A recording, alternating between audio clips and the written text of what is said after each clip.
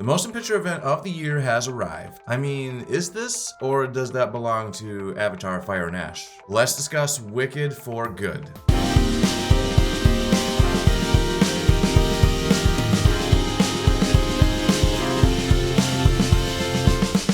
Last year's movie Wicked proved to be a massive hit. Now, is that because it's based on the very famous play, or is it because it's a story that's taking place in the world of Oz, which has for decades now been a soft spot in the heart of cinephiles? I'm not really sure, but I do know that when we were watching that film last year, they were already deep in the middle of working on this second one, which is quite refreshing. We didn't have to wait 5 years to get a sequel. Wouldn't you know it, the actors actually still look the same. In the last film, we saw Elphaba and Glinda go and visit the wizard, only to find out that my man Jeff Goldblum has actually no powers at all. And not only that, but he tricked her into casting a spell which turned the monkeys into flying monkeys, and apparently they're not very happy about that. Now in this film, we are catching up to the time right before Dorothy and Toto arrive, and we actually do see them arrive, but very cleverly, due to licensing concerns, we never actually see Dorothy's face, nor do we hear the name Dorothy. Things in this film feel far more bleak than in that first film. That last one was like an episode of Barney compared to this, because right off the bat, it feels like we are in the midst of a brewing unrest. Wicked for Good stars Cynthia Erivo, Ariana Grande, Michelle Yeoh, Jonathan Bailey, Ethan Slater, and Jeff Goldblum. Cynthia has such an ability to tap into this character that it makes me feel like she has some experience with some of the exact feelings that Elphaba is dealing with. She is a black woman in America after all, and that's enough said. Ariana continues to prove that she's not only got a remarkable singing voice, but that she is more than capable of carrying the big shoes that she is wearing. Well, actually, those shoes do look pretty small, but you know what I mean. We still get that stuck-up Glinda that we got from that first film, but we also get deeper moments from her, because at the end of the day, this is someone that she considers a friend,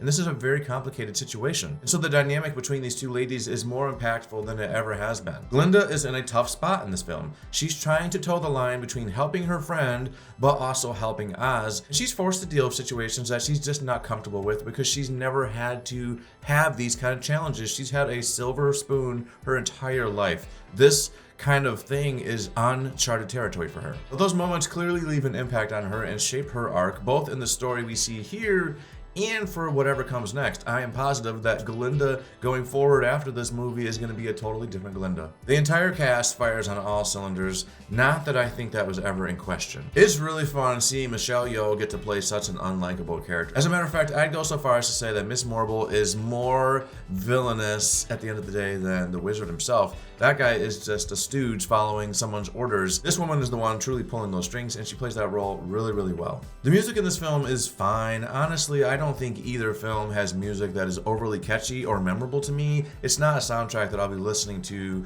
over and over again. I still continue to have a hard time understanding some of the lyrics, especially when we had the huge ensemble cast and everybody is singing at the same time. I was like, what are they saying? I can't quite make it out. I know I likely will have angered a whole slew of diehard Wicked fans for saying that the music in this movie doesn't absolutely pop, but you'll be fine. You'll be fine. Honestly, yes, this film is a musical, but there is so much going on in this story that it's easy to forget that it is in fact a musical. I think the way this movie transitions between the musical scenes and the main storyline is so seamless and perfect, it does not feel overly Broadway. So I think that even if you aren't into musicals, you can really get into these two movies. I found myself really pulled in and constantly trying to keep guessing how this movie was going to tie into that OG movie. I was really looking forward to seeing how some of those evil things that the witch did in the original Wizard of Oz movie would be addressed in this movie to make it look like, okay, she's not actually evil, there was another perspective. And I do think that I got some of those answers for sure. I didn't get all of them, but it was really, really cool